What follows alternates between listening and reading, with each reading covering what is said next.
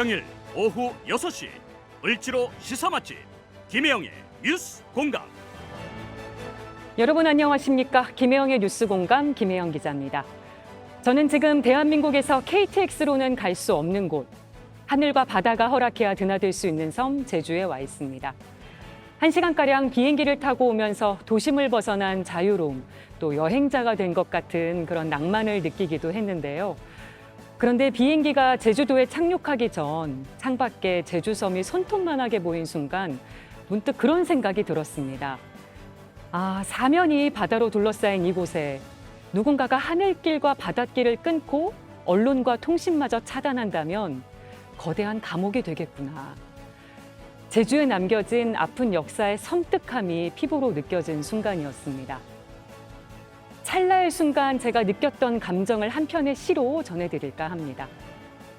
검은 개 들이닥쳐 냄새 킁킁 맡더니 고장댁 마당 구석에서 한가로이 놀고 있는 실한 어미닭에 눈이 갔다. 저걸 잡으라. 부장어른 어쩔 수 없어 어린 딸에게 고갯짓을 했고 검은 개 꾸역꾸역 닭 한 마리 먹어치우더니 거칠고 길게 개트림을 했다. 어미 잃은 병아리 15, 왼종일 어미 찾아 삐약삐약 헤매더니 채 사흘이 가기 전 알에서 깬 지 열흘도 되기 전 싸그리 죽었다. 무자년 겨울이었다. 1948년을 의미하는 무자년, 그해 4월에는 제주 4.3 항쟁이 있었습니다. 방금 제가 전해드린 시는 제주에서 나고 자란 김수열 시인의 죽은 병아리를 위하여라는 작품입니다. 당시 제주 도민들의 참혹한 실상이 담겨 있는 시인데요. 저희는 지금 제주 4.3 평화공원에 와 있습니다. 한때 돌, 바람, 여자가 많다고 해서 삼다도라고 불렸던 제주. 오늘 우리는 4.3 정신을 바탕으로 지역 현안들을 살펴볼까 합니다. 김혜영의 뉴스 공감 매주 금요일마다 9월 한 달간 3대 종단 특별 대담으로 인사를 드리고 있는데요. 오늘은 3대 종단 제주 지역 성직자들과 함께 제주 역사를 바탕으로 지역 현안들을 살펴보고 또 그 안에 담긴 의미도 되짚어볼까 합니다. 추석을 맞아서 라디오로는 특별히 목요일과 금요일 이틀 동안 제주편 모든 내용을 전해드릴 예정입니다. 사전 녹화로 진행이 되지만요. 그래도 방송 내용에 대한 의견은 100원의 유료 문자 샵 1053이나 CPBC 빵 애플리케이션으로 남겨주시면 되겠습니다. 지금 이곳은 제주 4.3 평화공원에 있는 기념관입니다. 제주의 역사가 생생히 살아있는 곳. 그리고 제주 4.3 영령들의 혼이 서린 이곳에서 세 분의 성직자 한번 차례로 만나보겠습니다. 먼저 제주기독교교회협의회 총무이시자 늘푸린교회 담임 목사이신 이정훈 목사님 나와주셨습니다. 안녕하세요. 예, 안녕하십니까. 늘푸른교회를 섬기고 있는 이정훈 목사입니다. 평화를 위한 제주 종교인협의회 공동대표를 역임했고 한국기독교장로회 제주 노회장을 지낸 바 있습니다. 오늘 만나서 반갑습니다. 네, 그리고 천주교 강우일 주교님 나와주셨습니다. 반갑습니다, 주교님. 반갑습니다. 안녕하십니까. 제가 2020년 가을까지 제주 교구장으로 일하다가 지금 벌써 은퇴한 지 그러고 보니까 3년이 다 되네요. 아주 행복하게 지내고 있습니다. 반갑습니다. 네, 그리고 대한불교 조계종 남선사 주지이시면서 사단법인 평화의 길 제주지부 원로이신 행운 도정 스님 함께해 주셨습니다. 와주셔서 고맙습니다. 예, 안녕하세요. 저는 제주에 온 지 한 10여 년 됐고요. 현재는 제주도 남선사 주지를 역임하고 있고 사단법인 평화의 길 제주지부의 사무실이 저희 절에 있어요. 그래서 네. 남북 관련 사업이라든가 여러 가지 이런 걸 하고자 제주도에서는 특별히 다크 투어, 4.3 관련된 유적지를 여러분들과 함께 이렇게 걷고 있습니다. 반갑습니다.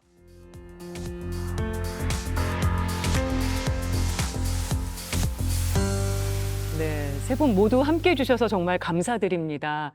저는 오늘 이곳에 처음 와봤는데 세 분은 모두 와 보신 경험이 있으신지 궁금합니다. 어떠세요? 예, 가끔 옵니다. 이곳에.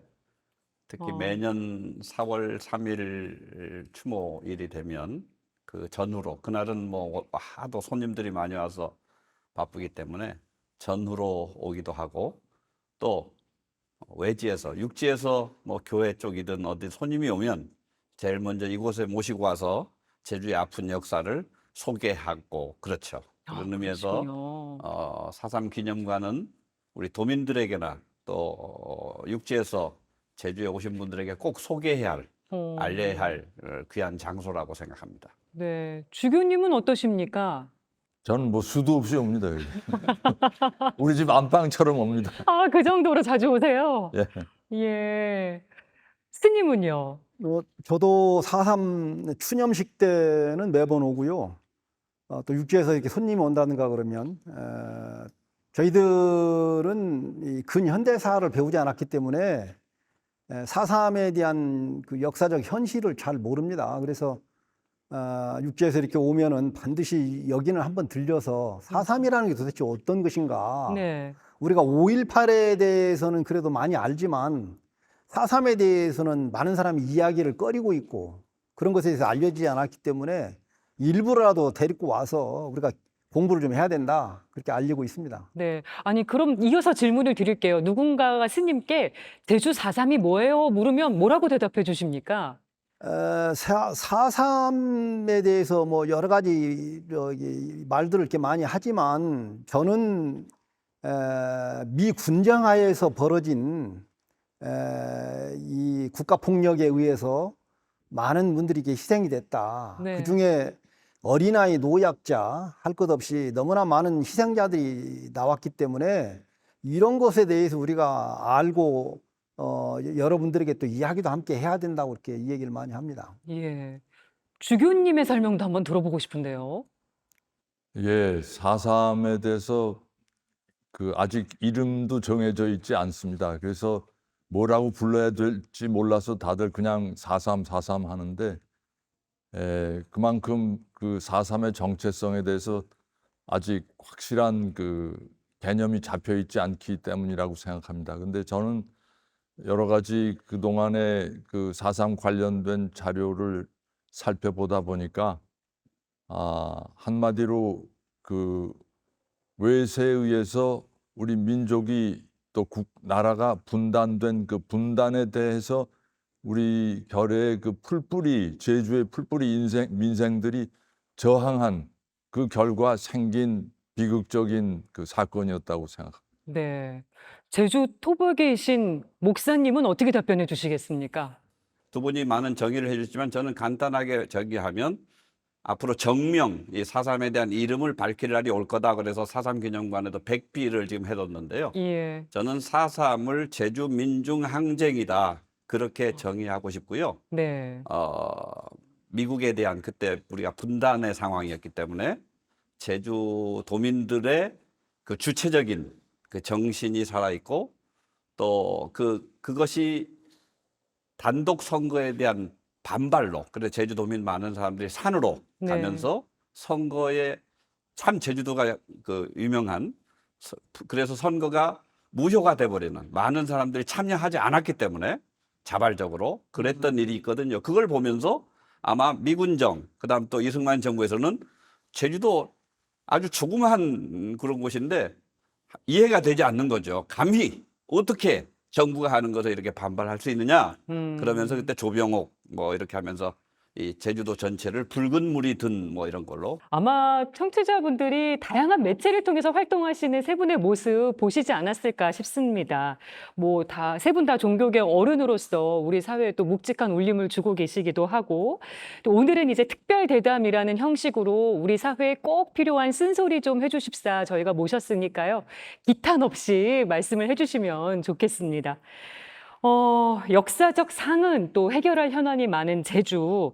시간 관계상 저희가 제주와 관련된 키워드를 미리 3개 뽑아서 키워드 봉투에 담아서 저희가 드렸습니다. 그래서 봉투 안에 질문 키워드가 들어있으니까 저희가 번호가 매겨진 봉투 안에 한번 차례대로 열어가면서 대화를 나눠보도록 하겠습니다. 먼저 1번 봉투 갖고 계신 분 누구실까요? 네, 주교님 안에 키워드 꺼내주실까요? 예, 인권으로 나왔습니다. 네, 인권 키워드가 나왔는데 저희가 첫 번째로 이야기를 나눌 키워드 바로 인권입니다. 인권을 한마디로 표현한다면 주교님 뭐라고 표현해 주시겠어요? 사람답게 살 수 있는 권리. 어, 예. 그 인권의 이름으로 많은 일들이 벌어지지만 사실 그 인권이라는 단어가 이렇게 생긴 것은 많이 활용된 것은 세계 1차 대전, 2차 대전 이 큰 전쟁을 겪고 나서 수천만의 사람들이 같은 다른 사람들로 인해서 목숨을 잃고 죽어가고 상처받고 가족을 잃고 헤아릴 수 없는 고통을 겪은 다음에 사람이라는 게 이렇게 함부로 다루어서는 안 되는 존재다 하는 것을 여러 국가 원수들도 조금씩 느끼기 시작을 하면서 그래서 이제 2차 대전 끝나고 나서 1948년 12월 8일인가요? 네. 그 세계 인권 선언문이 채택이 돼서 그때부터 그 인권이라는 단어가 세계적으로 가장 아주 중요한 개념으로 등장을 했고 그 후에 많은 나라들이 독립을 하면서 독립하는 새로운 그 헌법이나 그 법조문을 만드는데 가장 활용했던 것이 이 세계 인권 헌장이었습니다. 예. 그래서 그 인권 헌장이라는 건 뭐 벌써 그 몇백 년 전 1600년대 영국에서부터 시작이 됐지만 그러나 본격적으로 이 인권이라는 게 사람들 그 의식 속에 크게 자리 잡게 된 것은 세계 1, 2차 대전 끝나고 나서다 이렇게 말씀드려 볼 수 있겠습니다. 아니, 근데 저희가 지금 있는 이곳이 인권을 유린당한 분들의 영령을 추모하는 곳에서 인권 얘기를 하려고 하니까 더 여러 가지 생각이 드는데요.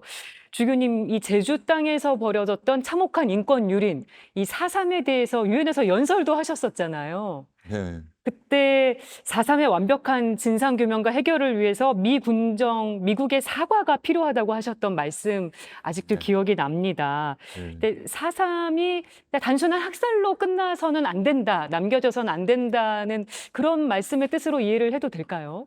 예, 예. 아까도 말씀드렸듯이 4.3은 우리가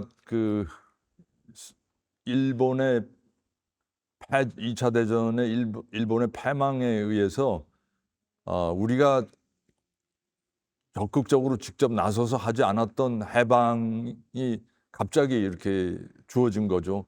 그 상황에서 우리 대한민국은 일본의 식민지로 있다가 미군이 진주하면서 일본의 한 부분으로서 그들은 점령군으로 온 겁니다. 예. 우리나라 사람들이 기대하기는 일본 제국으로부터 우리를 해방시켜주는 해방군으로 와주기를 바랐고 또 그렇게 기대했는데 실제로 그들 뇌리 속에서는 저희가 제주에서 벌어진 일들을 보면 그들은 점령군으로서 와 있었지 해방군으로 와 있었지는 않았던 것 같아요. 그래서 그런 의미에서 소련과 미국이 세계를 두 쪽으로 냉전 체제로 이렇게 끌고 들어가면서 온 세상을 좌우의 그 이념 대결로 몰아간 그 상황 속에서 우리는 중간에 고래 싸움에 새우등 터지는 그런 그 경험을 할 수밖에 없었고 네. 그 상황에서 결국 우리는 이 4.3이라는 정말 좌도 모르고 우도 사실 뭔지 모르는 그런 정말 단순한 소박한 이 섬의 농민들, 어민들이 갑자기 그냥 어느 날 돼 보니까 너는 좌고 너는 우고 뭐 이렇게 갈라 세워졌던 것이죠. 그래서 네. 그래서 많은 사람들이 희생되고 그랬는데 그것이 그 지난 70년 동안 그 아픔을 우리는 그 살아왔고 또 대한민국 국민 모두가 아직도 거기서 헤어나지 못하고 있다는 생각이 들고요. 그래서 더더욱 이거를 그대로 그냥 과거에 있었던 한 사건으로 파묻을 수 없는 그런 이유라고 생각합니다. 아까 목사님도 설명을 해주셨습니다만 이 4.3이 공론화되기까지 시간이 정말 너무나 오래 걸렸습니다.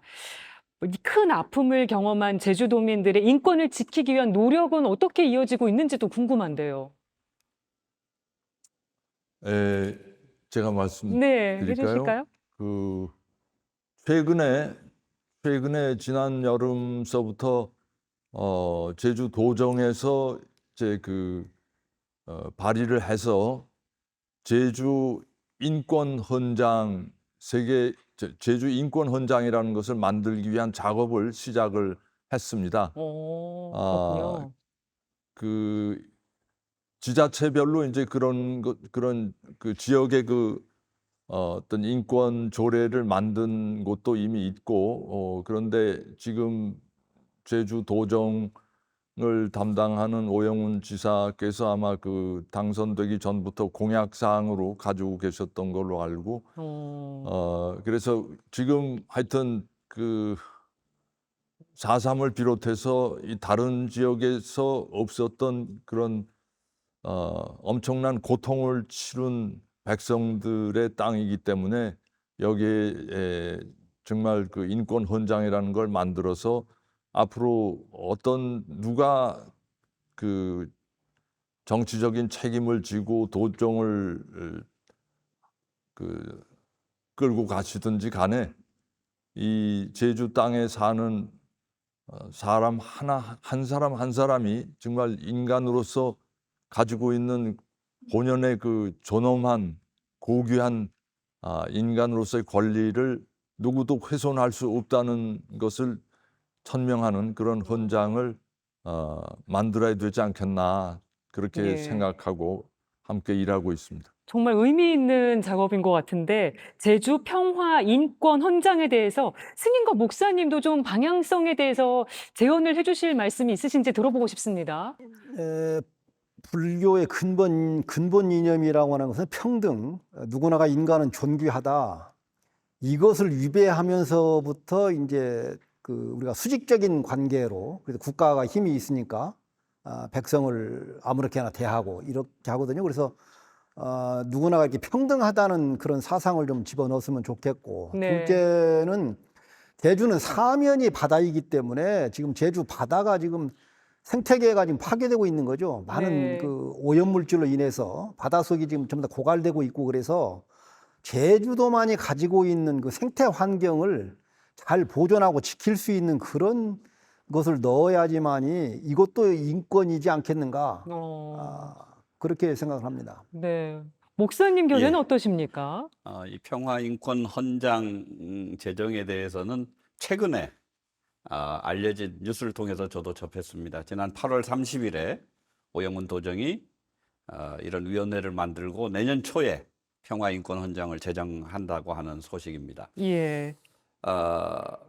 구체적인 내용은 제가 잘 모르지만 이제 화해, 평화 이런 내용 등을 이 헌장에 담고 앞으로 제주도민들이 관심을 가지고 계속 만들어가고 이거 지켜나가자 이런 뜻이겠죠. 네. 우리 아까 스님께서도 말씀하신 것처럼 저도 이 생명에 대한 문제, 제주의 생명, 그거에 대한 존중, 제가 최근에 고이영 감독이 만든 물숲의 전설이라고 하는, 물꽃의 전설이라고 하는 영화를 봤습니다. 네. 혹시 이 방송을 들으신 분들도 제 얘기를 좀 기억하시면 고이영 감독의 물꽃의 전설이라는 영화를 꼭 볼 수 있는 기회를 가졌으면 좋겠다 생각합니다. 왜냐하면 제주도에 대해서, 제주의 아름다움, 그리고 제주에 이루어져가는 생명에 대한 존중, 그런 모습이 두 해녀의 대화를 통해서, 그리고 너무나도 아름다운 영상미를 통해서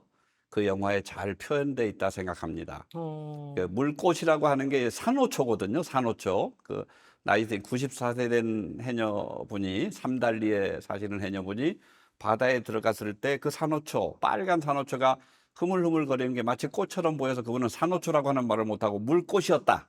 아름다운 꽃이 있었다 그랬는데 그 얘기를 듣고 이 최지혜라고 하는 32살의 젊은 해녀가 이제야 시작한 해녀가 그 얘기를 듣고 그곳에 가봤더니 지금 하나도 없어요.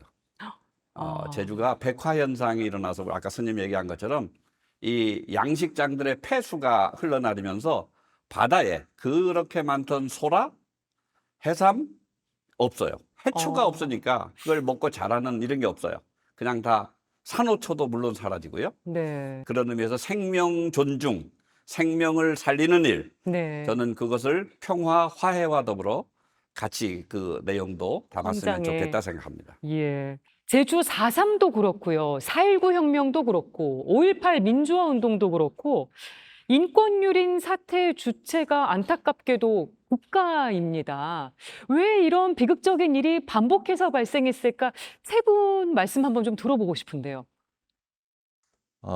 우리가 이 국가라는 게 참 필요하고, 우리가 국가 없으면은 일제 강점기와 같은 그런 또 다른 비극의 희생 제물이 되니까 국가는 필요합니다. 그러나 네. 국가는 국민을 위해서 존재하는 그 국민을 섬기는 그 존재가 돼야 되고, 근데 이게 이 국가가 기능하는 거는 항상 그 권력이 집중되는 소수의 권력층에 의해서 국가가 운영이 되기 때문에 예. 거기에서 그 여러 가지 문제가 발생하고 이렇게 역사에 정말 그 씻을 수 없는 그런 범죄까지 가지 않는가 하는 생각이라서 이 국가라는 거를 지금까지 우리 대부분이, 저도 그랬습니다만, 굉장히 신성한 존재로 침범해서는 안 되는 그 최고의 가치를 가진 존재로 생각을 했는데, 국가의 가장 그 핵심은 그렇겠지만, 그러나 실제로 그 존재하는 국가, 행동하는 국가는 항상 아까 말씀드린 소수의 권력층에 의해서 운영이 되기 때문에 예. 잘못될 수 있고, 그래서 우리 국민이, 국가의 주인인 국민이 국가를 항상 주시하고 감시하고, 또 잘못된 길을 갈 때는 거기에 대해서 그걸 비판하고 성토하고 함께 연대할 줄 알아야 우리 주인 노릇을 제대로 하는 것이 아닌가, 그런 생각을 합니다. 네. 국가가 국민을 섬겨야 한다는 말씀 저는 귀에 들어왔는데 다른 분들 말씀도 들어보고 싶습니다. 과거에는 왕정일 때에는 폭군을 만나게 되면 백성이 피폐해져요. 예. 그래서 왕의 개인적인 입장에서 이 모든 학살도 이루어지고 해서 그게 극소수였고, 그다음에 우리는 유교의 정신으로 해서 그래도 양심을 가지고 이렇게 살아왔어요. 그러다가 일제가 들어오면서 식민지가 되면서 일본이 많은 사람들을 마구잡이로 학살하고 이렇게 하면서 그런 DNA가 지금 국가 권력이 가지고 있는 것 같습니다. 그래서 국가 폭력이라는 단어도 그래서 미 군정하에서 벌어진 제4.3이나 또 전두환 정권에서 벌어졌던 5.18이라든가 네. 여러 이런 것 등이 결국에 그 친일 잔재적인 요소가 이렇게 우리한테 DNA로 남아 있어서 네. 이것을 고스란히 우리가 지금 피해를 받는 거 아니겠습니까? 이런 것에 대해서 분노하는 겁니다. 예. 목사님은 국가에 의한 인권 유린 이런 거 어떻게 지켜보고 계십니까? 두 분 의견에 뭐 동의를 하고요. 저는 그냥 국가라기보다는 권력층, 뭐 공권력, 그들의 자기들의 어떤 기득권 아니면 권력욕을 유지하기 위해서 소위 백성을 무시하거나 많은 민중들을 억누르는 역할을 해왔는데, 이제까지 이 우리 많은 국민들, 백성들, 민중들은 국가라고 하는 권력층에 대해서 너무 대단한 힘으로 감히 저항하지 못하고 네. 숨죽여 살아왔던 것이 사실입니다. 근데 이제는 깨어야 되겠죠. 소위 인권의식을 우리가 기독교식으로 말하면 하나님의 형상대로 지음받은 존재인 너, 우리들이 이 형상이 일그러지는 것을 더 이상 참을 수 없다. 아니라고 하는 건 아니라고 하는. 뭐 권력자나 너나 나나 다 하나님의 형상들이 좀 존재들인데 어떻게 우리를 무시하고 우리를 학대하고 그럴 수 있냐라고 하는 깨어남의 그런 것들이 진행이 돼야 되지 않겠나 생각해요. 그래야 네. 더 이상 뭐 국가나 권력층의 그런 잘못된 그런 것들이 반복되지 않을 수 있겠다. 저는 그렇게 생각을 합니다. 그런 국가에 의한 인권 유린이 벌어졌던 원인 중에는 체제와 이념에 관련된 부분도 있었던 것 같습니다. 요즘 공교롭게도 정치권에서 이념 논쟁이 뜨거운 상황입니다. 이 세 분 이념 논쟁은 어떻게 보고 계십니까? 이념이라는 게 저는 참 이 실체가 사실은 실체가 없는 게 이념입니다. 이념이란 이데올로기의 그 핵심은 이데아에서 나오는 거거든요. 플라톤의 이 눈에 보이는 것들은 여러 가지 오류도 있을 수 있고 허상도 있을 수 있고 하는데 그 모든 눈에 보이는 현상들의 그 뒤에는 사물의 어떤 본질이 있다. 근데 예. 그거를 플라톤은 이데아라고 했습니다. 이게 가장 진실의 핵을 말하는 건데, 근데 사람들은 이 오늘날 얘기하는 이념이라는 건 대개 자기가 생각하는 어떤 가치를 중심에 놓고 그 가치를 중심으로 세계를 이렇게 바라본다는 세계관. 그게 말하자면 오늘날의 이데올로기인데요. 네. 자기가 생각하는 가치를 가장 앞세우면서 그걸 통해서 세계 전체를 요리를 하고 정의를 하기 때문에 그게 무리가 일 수밖에 없고 그러니까 모든 이데올로기는 문제가 있고 한계가 있고 네. 그래서 그걸 절대화하는 것은 그건 정말 인권을 생각한다면 있을 수 없다고 생각합니다. 10여 년 전만 해도 예. 원래 그 독재자들이 주로 사용하는 것 등을 테크닉 기술적으로 이렇게 이념을 많이 끌고 오거든요. 네. 그래 한 10여 년 전만 해도 하도 그렇게 하니까 시장에 가서 왼쪽 손으로 팔을 한 단 들고 이렇게 있으면 좌파냐? 또 이런 얘기를 하고 그 인증사슬을 올리는 거죠. 그 다음에 커피숍에 가서 빨대박은 커피 한 잔 들고 나서 이렇게 되면 이 좌빨이냐? 뭐 이런 얘기도 하게 되고. 사소한 행위 하나 자체 네. 가지고도. 그러다가 이제 나중에 스님들이 또 나와서 그런 거죠. 아니 절에서 종치고 북치면 이게 종북이냐? 막 이런 얘기도 하게 된 거고. 그러다 보니까 이제 없어졌어요, 사실 이게. 예. 근데 지금 21세기에 들어와서 윤석열 정부가 들어서면서 다시 이념을 끌고 나와서 반정부적인 발언이나 여러 가지 이걸 하게 되면 이게 반국가 세력이다. 그러면서 빨갱이다. 이미 빨갱이라는 단어는 이미 10여 년 전에 다 없어졌어요. 없어졌는데 이제 와서 새삼스럽게 또 빨갱이라는 단어를 가지고 나오는데 저는 이 빨갱이라는 단어를 쓰는 사람이 빨갱이다. 이렇게 보는 거죠. 그렇게. 그래서 지금 젊은이들 사이에서는 지금 다 잊혀진 단어들이에요. 네. 좌파다, 종북이다, 좌빨이다, 빨갱이다. 이렇게 되는 상황이어서 이거는 지금 국가가 지금 뭔가 잘못 가고 있다. 이런 것에 대해서 지금 오장육부가 뒤집어지는 거예요. 신랄하게 얘기해 주셨습니다. 목사님은 이념 전쟁 어떻게 보고 계세요? 예, 저는 오늘 이 4.3 기념관에 와서 얘기하기 때문에 이념 관련되면 그때 당시에 제주도민들을 이념적으로 그냥 판단을 했습니다. 근데 제주도민들 그때 당시 아까 우리 주교님도 말씀하셨지만 우리는 뭐가 그때 무슨 공산주의가 뭔지 이런 게 모른다 그래요, 도민들에게. 도민들에게 가장 중요한 것은 먹을거리였어요. 당장 굶주리고. 예. 그렇기 때문에 경제 문제였던 거죠. 그리고 분단에서 해방이 됐으면, 일제강점에서 해방이 됐으면 좀 잘 될 줄 알았는데 그게 아니라 더 힘들어지고 그래서 그때 제주도민들이 그런 의미에서 어떤 의미로는 같이 동참을 했던 거거든요. 음. 그걸 보면 지금도 마찬가지다 생각합니다. 많은 우리 제주도민이나 국민들 지금 생각합니다. 경제가 어려운데 무슨 이념 타령이냐. 먹고 살기가 힘든데 서민들이 예. 그런 거나 좀 잘해주지. 정치인들에게 그래서 불만인 거죠. 예. 이념 문제 가지고 통할 시대는 아니고요. 정치인들 정신 차리십시오. 이미 그 단계 다 뛰어넘었습니다. 예. 예. 세 분 다 직설적으로 말씀을 해주신 것 같습니다. 다음 키워드 주제로 한번 넘어가 볼게요. 2번 봉투 갖고 계신 분 누구실까요? 아, 스님이시군요. 안에 키워드 꺼내주시면 어떤 키워드? 아, 네. 두 번째로 이야기 나눌 키워드, 평화가 되겠습니다.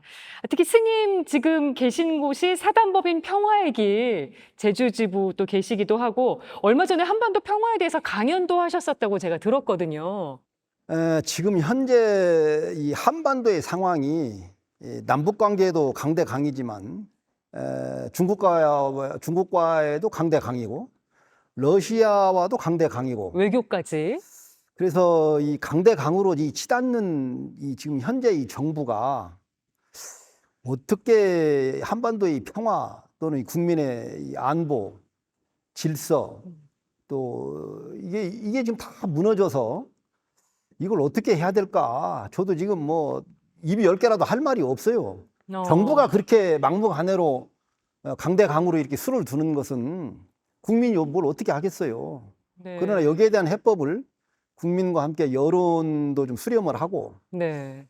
종교인들과의 대담도 좀 하고 또 그 사회 원로들과의 그 대화도 좀 하고 그래서 이런 문제를 잘 적절하게 풀어 나가야 되는데 아직까지 그런 자세가 없는 것을 보니까 이게 굉장히 그 국민들이 우려하는 바이고 지금이라도 안 늦었으니까 대통령이 과감한 결단을 내려서 여야 대표를 만나서 이 얘기를 하고 네. 국민의 여론을 수렴을 하고 해서 좋은 정책을 지금 만들어야 되지 않을까 이렇게 생각합니다. 그래서 더 이 자리가 의미가 있다고 생각이 되는데 얼마 전에 문재인 전 대통령이 9.19 평양 공동선언 5주년 기념식에서 이런 말을 했습니다.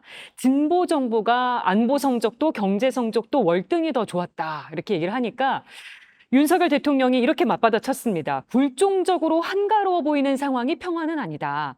압도적으로 힘에 의해서 상대방의 기만과 의지에 관계없이 구축하는 것이 진정한 평화라고 맞받아쳤습니다. 힘에 의한 평화가 한반도의 평화를 가져온다는 현 정부의 스탠스는 어떻게들 보십니까? 세계적으로 힘에 의한 평화는 없었어요. 어느 국가든지 힘이 있으면 이웃 나라를 침범을 하고 독재를 하려고 하죠. 그런데 과거에 김대중 정부가 탄생이 되면서 남북 관계가 좋아지고 그다음에 또 이산가족 상봉도 하게 되고 그다음에 고스란히 이어져서 노무현 정부 때도 좋은 일들을 많이 했는데 지금 와가지고 그런 얘기를 하는 것은 진보 정부가 그동안에 국민들에게 신뢰를 받을 수 있을 만큼 남북 관계로 회복을 해놨고 그때 당시에 굉장히 경제 상황도 좋아지고 세계적으로도 한반도의 모든 언론이 집중해서 네. 야 한국이 세계적으로 유일하게 분단된 나라인데 남북 관계가 이렇게 원활하게 되고 이산가족이 상봉해서 눈물바다를 흘리고 오면서 세계의 모든 뉴스가 한반도에 이렇게 집중이 됐거든요. 네. 그런데 지금 와가지고 그것이 지금 꼴사나온 거지. 그렇다 보니까 할 얘기는 없고 그러니까 그 힘에 의한 것이 우리나라가 지금 정부가 강하면은 이게 평화다 이 얘기하지만 세계 역사 속에서 그렇게 힘으로 평화를 이루어진 적이 한 번도 없습니다. 굉장히 세게 얘기해 주셨는데 다른 분들은 힘에 의한 정부의 평화 기조 어떻게 보십니까? 그 로마 팍스 로마나라는 그런 말이 있죠. 로마가 가졌던 로마 제국 예수님 당시에 그게 가장 힘이 있는 평화였지만 가짜 평화라는 거죠. 그게 힘이 있어 지배하는 그 평화가 진짜 평화냐? 아니라는 거죠. 우리가 샬롬이라고 할 때 평화라고 하는 얘기할 때 지금 전쟁이 일어나지 않고 그러면 윤석열 정부가 얘기한 것처럼 군비를 갖추고 우리 군대를 많이 가지고 압도적인 힘을 가지고 하면 이 땅에 평화가 있는 건가? 착각인 거죠. 제가 보기로. 거짓 위장 평화죠. 주교님은 강대강 남북관계 또 힘에 의한 평화 기조 어떻게 보고 계세요? 예, 저도 뭐 두 분과 그 같은 생각인데요. 힘으로서는 절대로 평화를 이룰 수 없습니다. 힘으로 평화를 이룰 수 있다면 세계 최강국이었던 미국이 소련마저 소연방이 해체되고 이제 최강으로서의 위치를 확보를 했었는데 네. 왜 그때가 저는 절호의 찬스였다. 이 세계 평화를 이루기 위한 미국이 제1 강자로서 세상을 정말 평화롭게 할 수 있었는데 그 다음 해 소련이 해체된 후에 미국 예산, 국방 예산은 더 늘어났습니다. 계속 예. 상대할 그 적국이 어떤 의미로 해체됐는데 왜 더 무기는 늘려야 됐었는지 저는 그때 정말 이해를 못했습니다. 그래서 결국은 힘을 계속 더 쌓아오니까 그 힘을 어디다가 쓰지 않으면 못 견딘 거예요. 그래서 네. 이라크 전쟁도 일으키고 뭐 온갖 전쟁 끊임없이 일으켜 왔습니다. 지금 그 남북 관계를 봐도 저는 이게 힘으로써 될 것인가? 네. 우리가 지금 남북 간의 그 경제 규모의 차가 북한이 남한의 그 30분의 1도 채 안 된다는 그런 네. 그 이야기인데 북한의 그 국가 예산 전체를 다 투입을 해서 국방비를 쓴다고 하더라도 우리하고 비교가 안 됩니다. 실제로 그렇고요. 무력의 차이가. 예. 그런데 우리는 더 강해지고 또 우리의 몇십 배의 그 힘을 가진 미국하고 합동 군사 훈련을 해서 북한을 압박하니 어떤 의미로 우리의 30분의 1 정도밖에 안 되는 북한 경제력 가지고 한국이 몇십 배, 미국 따지면 몇백 배겠죠. 네. 그런 상대로 해서 그네들이 할 수 있는 게 도대체 뭐겠습니까? 우리 쪽에서 군사 훈련하면 결국 거기에 맞받아 쳐서 자기네들도 뭔가 해야 되는데 도저히 감당이 안 되니까 핵무기 개발한 거예요. 그래서 이거는 힘은 또 다른 또 힘을 불러 일으킵니다. 그래서 예. 힘을 가지고 평화를 이룩한다는 것은 그거는 망상이라고 저는 생각합니다. 네, 주교님, 강대강 남북 관계 또 힘에 의한 이 평화를 강조하는 정부의 기조 좀 현명하게 풀어갈 해법을 좀 제안해 주실 만한 게 있으실까요? 저는 그렇게 생각합니다. 이 평화를 위해서는 만나고 대화해야죠.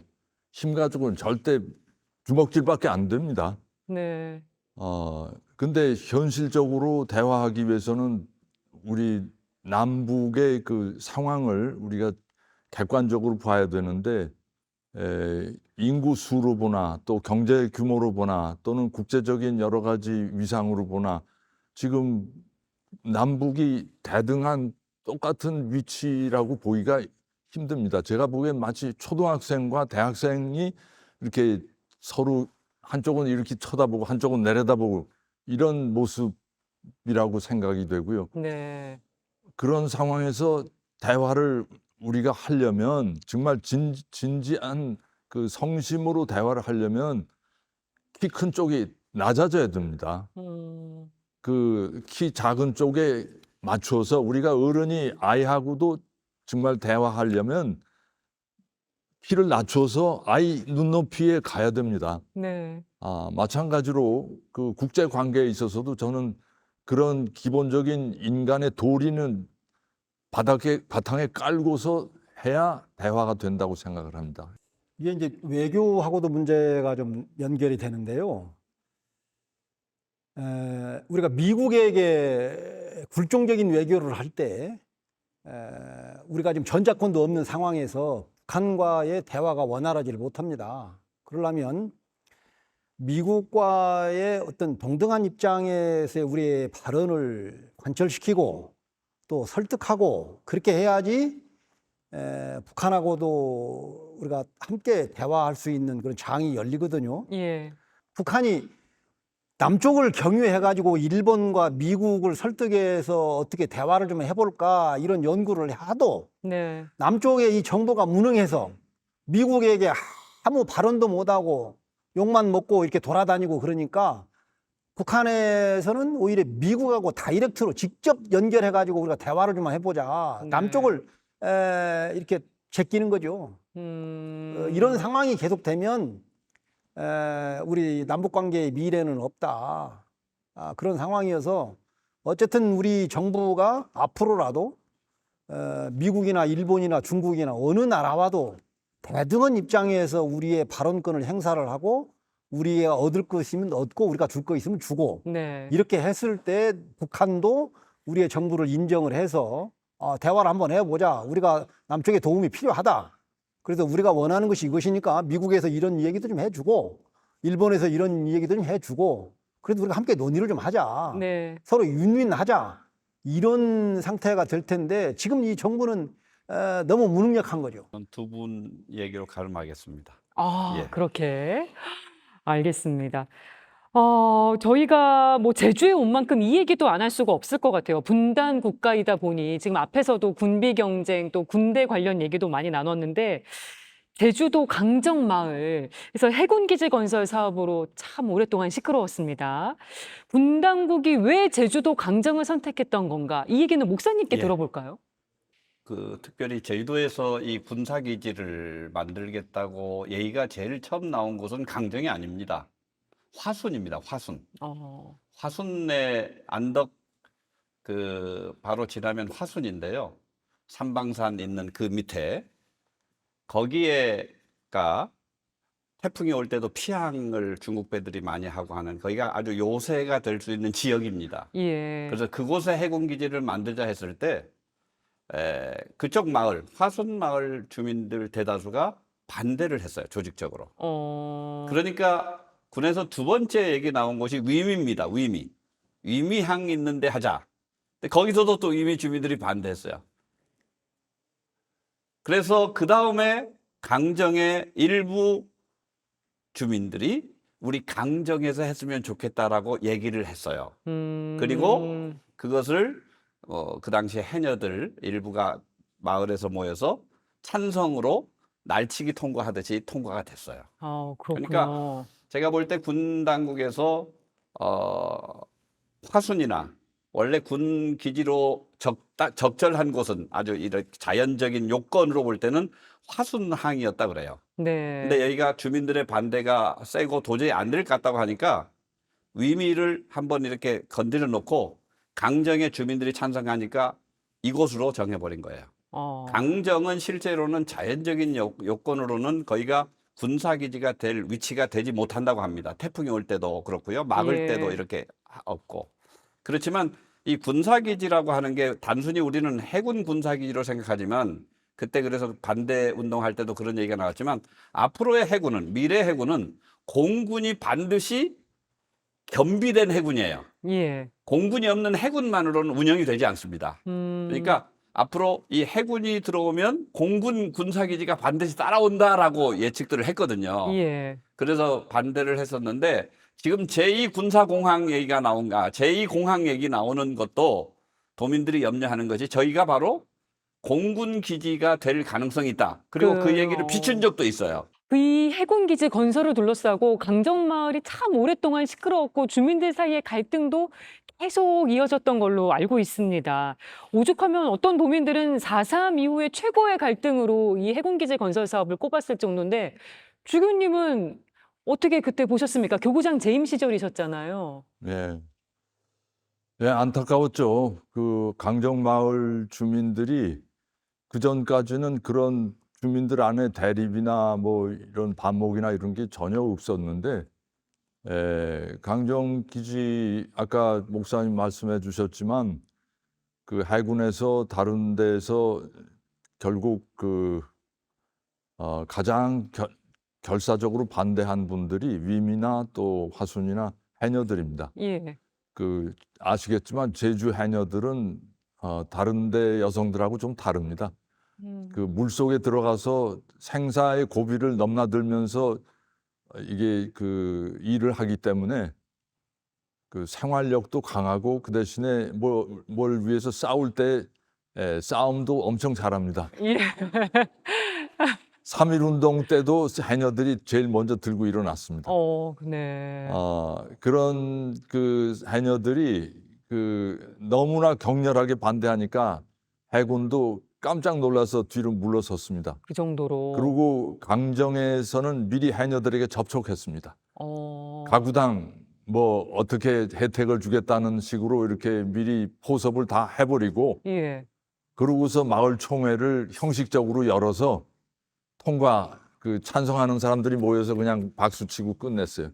이게 다른 주민들이 나중에 그 사실을 알고 격분해서 다시 정식으로 제대로 된 마을 총회를 열자 해서 그 상당수의 주민들이 800 몇십 명이 모여서 90%가 반대를 했습니다.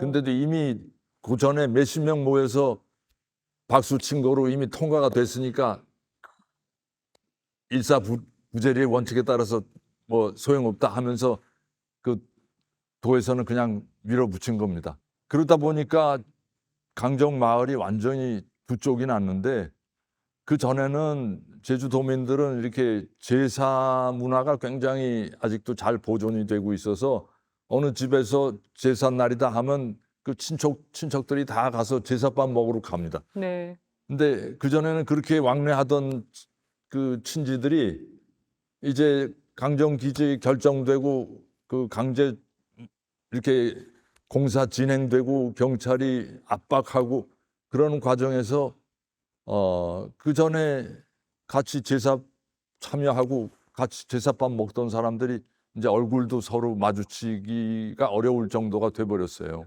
참 안타까운 일입니다. 예, 그게 강정에서 벌어진 현실입니다. 스님은 해군기지 건설 사업 어떻게 바라보고 계십니까? 이거는 그 주민을 무시하는 처사죠. 도가 또는 국가가 지역 공동체를 파괴하는 그런 행위인데 처음에 기조는 해군 기지를 한다고 그러니까 주민들이 반대하니까 민관 복합형이라고 해서 그렇게 불렀죠. 거기에 무슨 6만이 인구가 들어오고 경제적 효과가 1조에 육박하다. 그런 거짓말들을 해서 주민들이 이제 현혹되기도 했죠. 그런데 지금 이게 결과적으로 이렇게 보게 되면 그 해군 기지에 있는 그 아름다운 제주만이 가지고 있는 구럼비를 전부 다 파괴를 하고 시멘트로 다 방파제를 만들고 그렇게 했죠. 그다음에 지금 와가지고 강정 항에 가보면은 기름 냄새 때문에 사람들이 들어가지를 못해요. 왜냐하면은 큰 이 배가 분함들. 들어오면서 그만큼 많은 기름이 유출이 돼서 지금도 보면 기름이 이렇게 둥둥 떠다니고 다녀요. 그렇습니까? 예. 그래서 주민들이 생각할 때는 그때는 그렇다 치더라도 지금에 와서 보니까 이 제주도와 국가가 폭력을 우리한테 행사한 거다 이렇게 보는 거죠. 왜냐하면은 거짓말 했잖아요. 인구가 6만이 들어오고 경제적 효과가 얼마라고 그러는데 네. 그 다음에 제2공항이 만들어진다고 하니까 이 도민들이 믿습니까? 이런 이 사태가 벌어지면서 제주의 그 공동체를 국가와 도가 이걸 그 파괴하는 그런 행위였다 이렇게 진단을 하고 앞으로의 상황은 이제 제2공항이 남아 있는데 이걸 네. 어떻게 하냐? 그것도 우려가 되시는 거군요. 예, 그렇죠. 그거하고 강정하고 이 제2공항하고 전 무관한 건 아니거든요. 예. 이 자연 훼손을 하면서까지 우리가 이걸 해야 되느냐. 그 얘기는 아마 이따가 할 기회가 있을 것 같아서 스님 제가 조금만 더 붙이면 예. 카메라가 이쪽을 지금 비출 수 있습니까? 강정 얘기가 나왔기 때문에 예. 여기 여기 지금 최성희 씨라고 네. 강정에서 몸으로 싸웠던 한 평화 활동가고요. 네. 이 사진 보면 포크레인 밑에 누워 계세요. 누워 있는 사진입니다. 그러니까 들어오지 못하게 그 당시에 강정 군사기지에 많은 그 트럭들 그리고 이런 중장비가 들어설 때 평화 활동가들이 몸으로 진입하지 못하게 막았습니다. 예. 지금은 뭐 다 지나가 버린 거지만 그리고 저 최성희 씨가 여기 보면 제주 강정 군사와 군사기지 제국주의 이게 이제 말의 바다의 일부지만 그걸 그대로 보여주는 한 장면이다 생각해서 제가 소개해드리고요.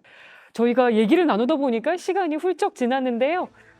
김혜영의 뉴스공감 3대 종단 특별대담 제주편 함께하고 계십니다. 저는 세 번째 키워드와 함께 2부에서 찾아뵙도록 하겠습니다.